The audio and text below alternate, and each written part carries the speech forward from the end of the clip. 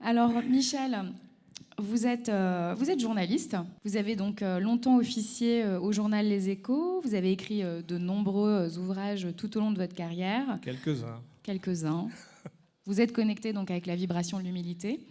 Le dernier en date a fait couler beaucoup d'encre dans l'écosystème start-upien. Startup Mania. Oui, quelqu'un me disait là, avant que je descende, que c'était la fosse aux lions. J'espère que les lions ne sont pas trop voraces aujourd'hui. En tout cas, ils ne sont pas encore trop affamés. Il est 11h38, donc ça commence à partir de midi. Donc on va voir comment ça va se passer.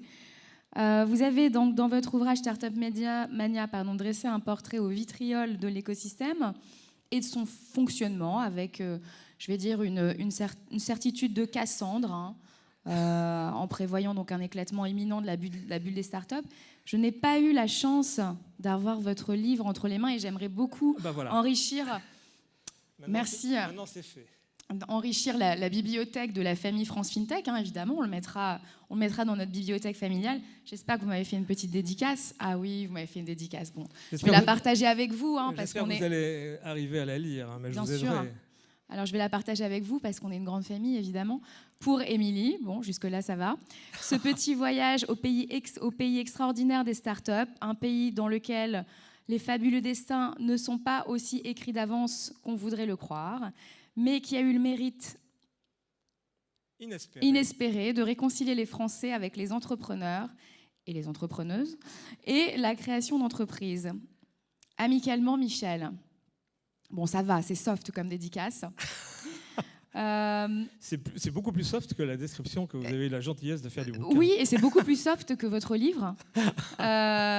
Donc c'est une bonne entrée en matière. Pourquoi il faut garder la tête froide face à la frénésie start-upeuse, Michel ? Je crois de toute façon, il faut toujours raison garder. J'ai envie de vous raconter les conditions dans lesquelles j'ai été amené à écrire ce bouquin pour situer un peu les choses et pour relativiser le propos. Il se trouve que j'ai un ami éditeur, enfin c'est devenu un ami, c'est le troisième bouquin que je fais avec lui, Ronald Blunden, chez Calman Levy et chez Hachette. Et c'est donc le troisième bouquin, donc on a l'habitude de se voir, il y a maintenant, je sais pas, 2 ans et demi. On dîne ensemble et la question rituelle de Ronald c'était et en ce moment t'es sur quoi, parce qu'il sait que j'aime bien écrire, t'es sur quoi? Je lui dis là sur rien, j'ai pas de sujet. Alors il me dit écoute, moi je pense qu'il y a peut-être quelque chose à faire sur une biographie d'un patron du CAC 40 et il pensait parce que à Maurice Lévy que vous recevez cet après-midi et que je salue. Et cette idée de la biographie d'un grand patron du CAC 40 me paraissait intéressante. Et il ajoute dans la foulée, il y aurait bien aussi un sujet sur les startups, mais ça ne peut être traité que par un jeune auteur. Donc on dîne, on passe une très très bonne soirée comme d'habitude. Et puis le lendemain, je commence à réfléchir, je fais des petites recherches, les recherches habituelles qu'on fait aujourd'hui tous sur Internet. Maurice Lévy, j'ai quand même quelques idées sur le parcours. Est-ce que vous cherchez la définition de start-up à ce moment-là sur Internet ou pas ? Ah non, il n'y a pas de définition, enfin, sauf celle d'un Américain, universitaire américain, mais qui reste quand même très très vague. Non, les définitions, il n'y en a pas. On pourrait y revenir après, c'est un autre problème de cet univers. Et donc j'ai abandonné l'idée de la biographie de Maurice Lévy, parce que je me suis rendu compte très vite que c'était un personnage passionnant, fascinant, mais très secret, et que ce serait très, très compliqué, qu'il ne serait peut-être pas d'accord, et que ça ne pouvait être qu'une biographie autorisée. Et j'ai répondu à Ronald lui disant écoute, voilà, si tu penses que sur les startups, un auteur, même moins jeune, après quelques travail d'enquête, peut faire quelque chose. Et donc je suis parti là-dessus. Il m'a demandé d'écrire un synopsis, un plan détaillé que j'ai fait pendant les vacances, donc c'était il y a 2 ans. Je lui ai rendu, et j'avais compris quand même dans son propos, quand il avait eu envie d'un livre sur les startups, d'éditer un livre sur les startups, que le propos n'était pas de faire l'éloge de la Startup Nation. Donc, comme les journalistes sont capables, je ne vais pas vous apprendre quelque chose, de ne pas être entièrement objectif, j'avais fait un synopsis qui était quelque chose à charge. J'ai rendu ça à Ronald et qui m'a répondu en citant, non, il ne l'a pas cité, mais j'ai reconnu Talleyrand, vous reconnaîtrez tous Talleyrand, ça me paraît excessif donc ça risque d'être considéré comme insignifiant. Tu ne peux pas considérer que toutes les startups sont bidons et que tous les start-upers sont des filous. Là, je suis en train d'aggraver mon cas.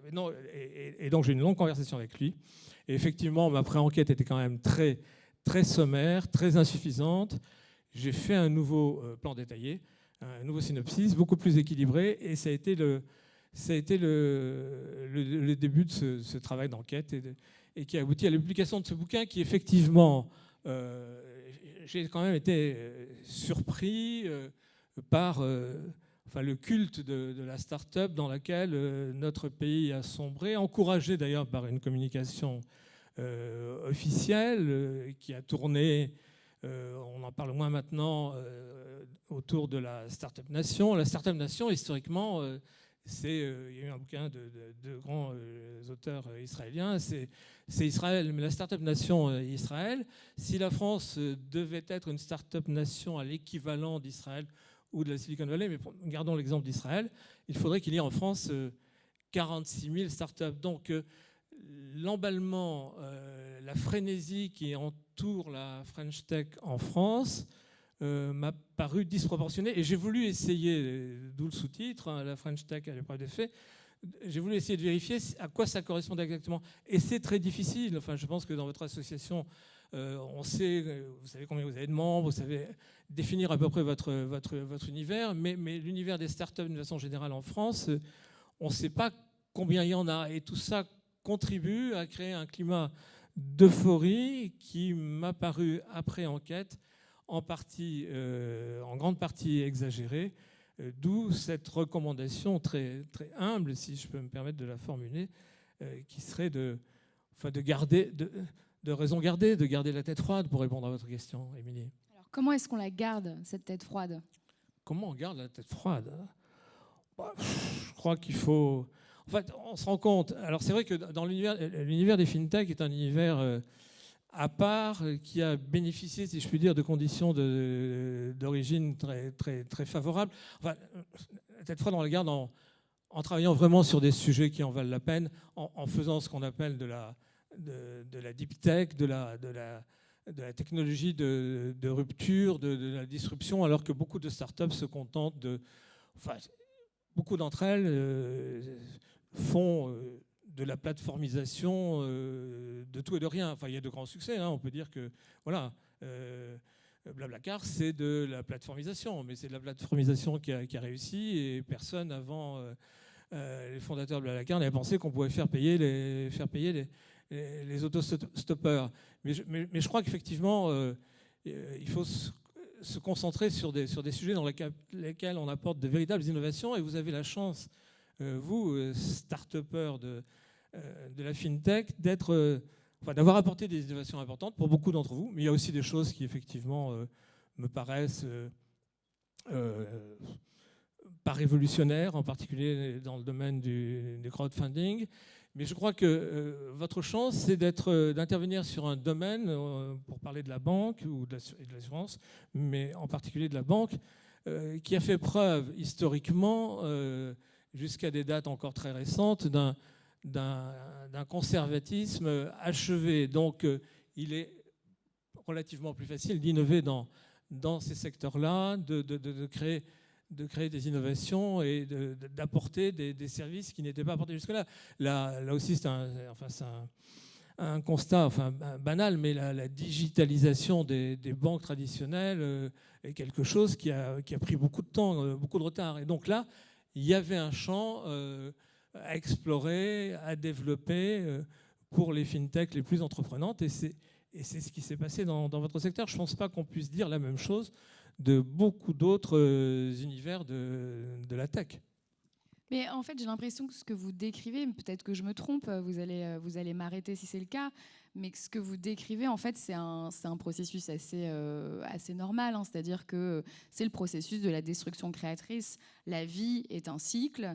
Les écosystèmes aussi vivent des cycles. Donc, on a eu cette émergence d'écosystèmes digital au début des années 2000.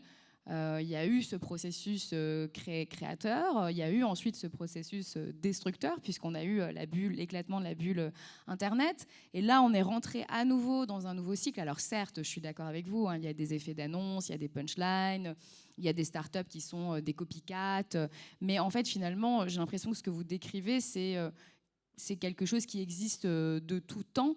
Et ça fait partie du processus de la vie, de nos vies humaines, mais aussi de nos vies d'écosystèmes économiques et business. Oui, absolument. Ce sont les choses de la vie de l'entreprise et de l'économie. Enfin, c'est la fameuse notion que vous citiez effectivement de Schumpeter, de la destruction créatrice. Sauf que, en matière, dans l'univers des startups... Qu'est-ce qu'il y a de particulier alors dans l'univers des startups? Il y a un certain nombre de gens, d'experts que j'ai rencontrés m'ont dit, ou d'économistes m'ont dit, mais voilà, dans le domaine, dans l'écosystème des startups, la destruction créatrice, ça marche pas. Finalement. Ah bon, pourquoi? Pourquoi ça marche pas? Ça marche pas parce qu'on détruit plus qu'on ne crée, en particulier en matière d'emploi, et que cette vieille notion-là ne serait plus applicable. Alors, est-ce que cette notion-là, elle ne serait plus applicable parce que on détruirait plus vite, parce que l'innovation serait plus dynamique?